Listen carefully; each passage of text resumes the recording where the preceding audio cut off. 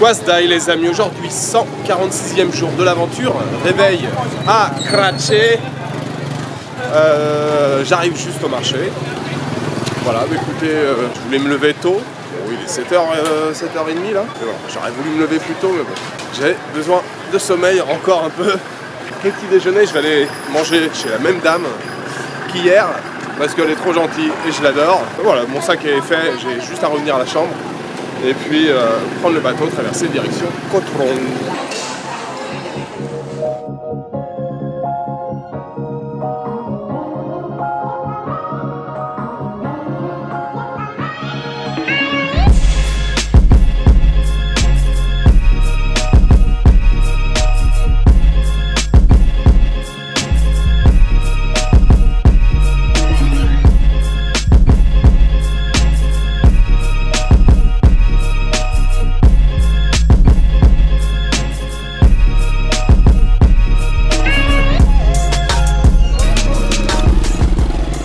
Je viens d'arriver sur l'île de Koh Trong. Alors je vais au plus près, en fait c'est Homestay 2 qui se trouve à gauche quand vous arrivez.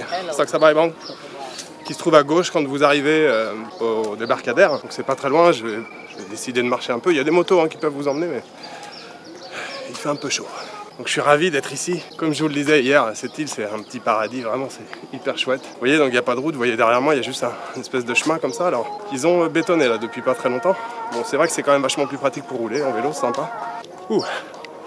Voilà, je vais passer la journée ici là. Paisible, je vais prendre un vélo, je sais plus s'ils ont des vélos homestay, sinon juste au débarcadère là il y a des gens qui louent des vélos. C'est $1 la journée, c'est vraiment paisible ici là. La dernière fois que je suis venu, j'ai passé une semaine. Oh là là, une semaine cool.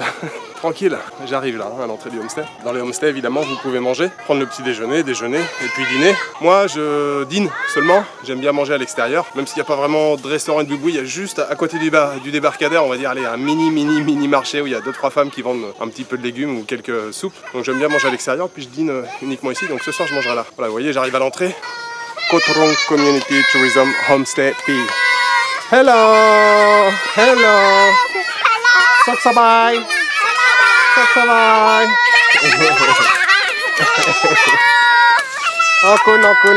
Okun. Bon, vous voyez l'accueil, c'est plutôt sympathique avec tous ces enfants qui... tous ces enfants qui arrivent. Bon, je vais aller poser mes affaires, prendre une petite douche, parce que là, ça y est, j'ai marché 5 minutes, je suis trempé. Alors, la mère de famille n'est pas là, il n'y a que la grand-mère qui est là.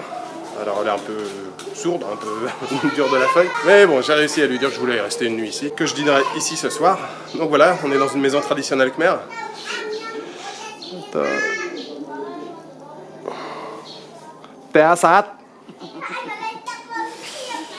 Et du coup, il y a un petit coin, vous voyez là, ils font des séparations.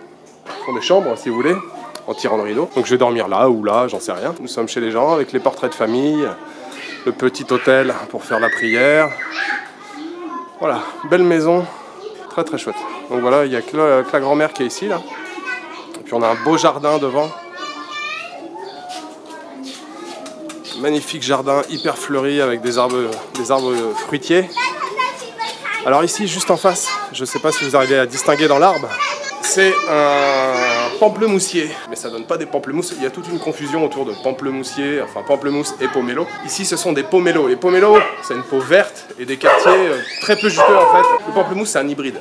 C'est un hybride entre justement le pomelo et l'orange. Mais je sais qu'il y a des gens qui appellent pomelo pamplemousse, il y a des gens qui appellent pamplemousse pomelo. Que les choses soient bien claires, je serai intransigeant.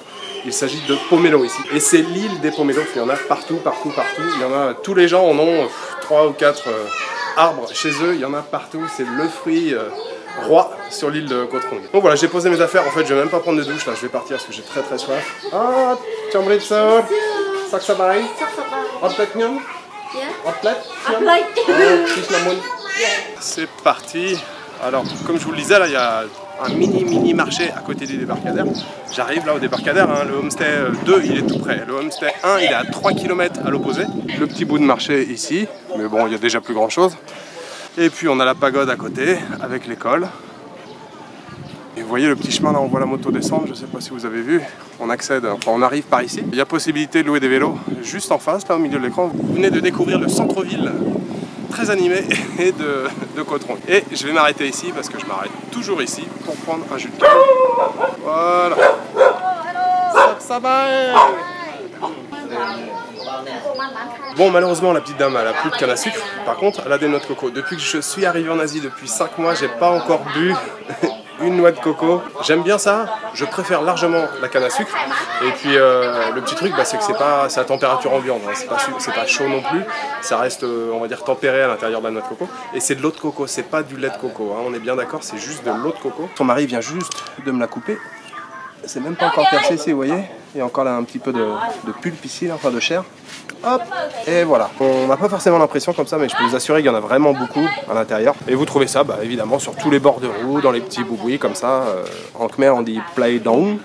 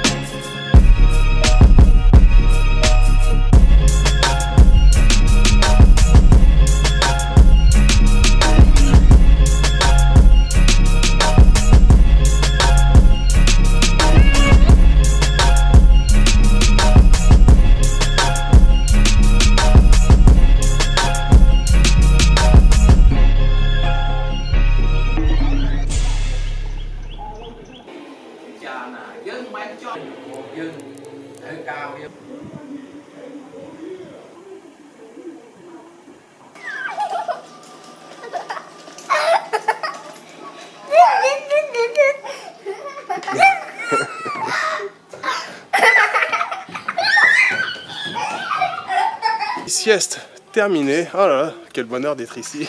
Alors c'est déjà du bonheur d'être ici, mais alors en plus faire une sieste ici, sous le ventilateur, prendre un bon petit café glacé et puis c'est reparti. Je vais refaire le tour de l'île. J'ai fait le tour de l'île ce matin. Ça prend pas très longtemps si vous arrêtez pas. Moi j'ai fait plein de pauses. Ouais, si vous arrêtez pas, ça prend allez, une petite heure je pense.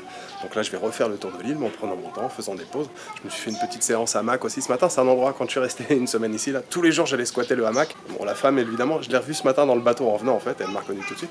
Ah, tu restes combien de temps et tout? Je dis non, je reste qu'une journée. Elle me dit bah tu viens, hein, le hamac il t'attend et tout. Je dis ok, ça roule. Oh monkey.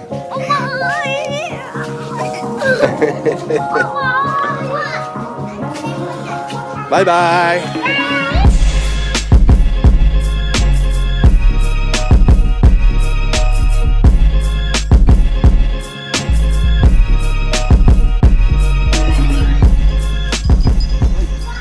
Première pause, finalement, je prends un jus de canne parce que je me suis arrêté au café, il n'y avait plus de glace, donc forcément, plus de café glacé. Je suis en train de réaliser qu'il ne me reste plus que quelques jours au Cambodge, malheureusement. Je vous ai toujours pas présenté les billets de banque. Alors mieux vaut tard que jamais, c'est parti pour une petite présentation des billets qu'on trouve ici au Cambodge. Alors on commence avec le billet de 100. Alors avant il y avait des billets de 50, j'en vois plus en circulation, je ne sais pas s'ils existent toujours. Donc le billet de 100 avec dessus c'est un moine assez connu dont j'ai oublié le nom. On a ensuite le billet de 500. Ces deux-là sont assez récents, ils sont sortis quand j'étais là la dernière fois en 2015 avec l'actuel roi Sihamoni. On a ensuite le billet de 1000 très classique avec les temples d'Angkor dessus. On a ensuite le billet de 2000, je crois, pour ne pas vous dire de bêtises, c'est le temple de Preah Vihear qui se trouve à la frontière thaïlandaise tout au nord du Cambodge. On a ensuite le billet de 5000 avec le défunt roi Sihanouk, le billet de 10 000 encore avec Sihanouk, et puis il y a d'autres billets qu'on a rarement en poche, je les ai téléchargés pour vous les montrer. Alors celui-ci là quand même un peu, on le trouve quand même, moi j'en ai eu un ou deux là pendant le séjour, c'est le billet de 20 000, ça équivaut à 5 $. On a ensuite là beaucoup plus rare, le billet de 50 000, moi j'en ai jamais eu, et puis le dernier, le billet de 100 000, alors là, moi j'en ai jamais vu. Ça équivaut à 25 $. Je pense pas qu'il y en ait beaucoup en circulation. Avec le roi Sihanouk et sa femme Monique.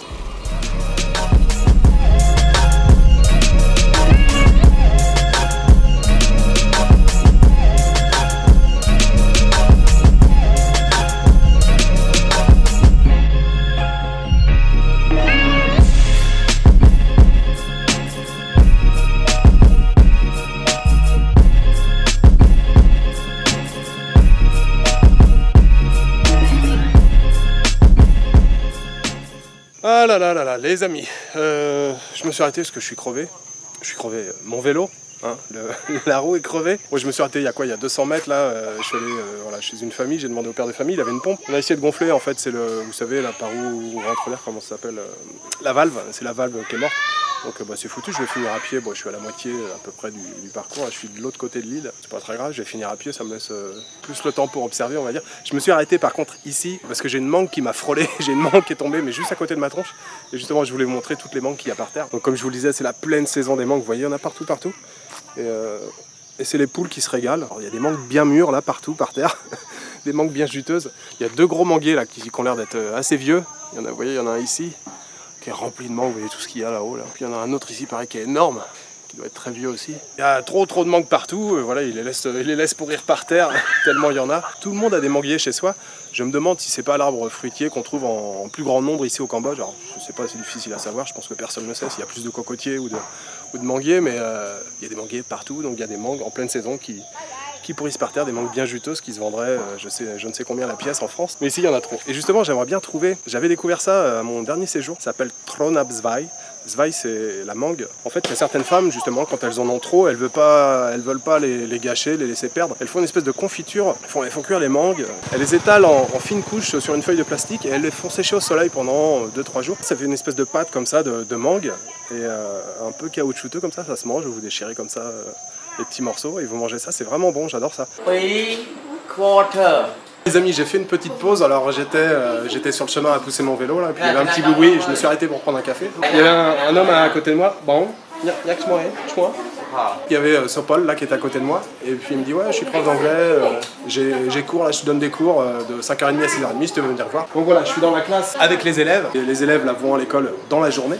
Mais le soir, ils donnent des petits cours d'anglais de 5h30 à 6h30, tous les soirs, et c'est gratuit. Ils demandent simplement 10 000 riels par semaine, parce que là, en ce moment, parce qu'il s'est acheté du matos, il s'est acheté un ordinateur. Et il est super sympa, il me dit, ouais, si tu veux venir voir le cours et tout. Donc je suis dans la classe, voilà, je fais cours un peu avec lui. Donc c'est sympathique d'être avec les étudiants, là. Ils ont entre 13 et 16 ans. On parle un peu khmer, un peu anglais, mais non, c'est assez sympathique, c'est cool. J'explique à Sopol que mon vélo est crevé, et en fait, c'est la valve qui est morte. Il me dit, ouais, t'inquiète, je vais m'en occuper. Il a envoyé sa femme. Je ne sais où, le vélo vient de revenir et c'est réparé, donc voilà, j'ai un vélo qui est réparé, je vais pouvoir continuer la balade.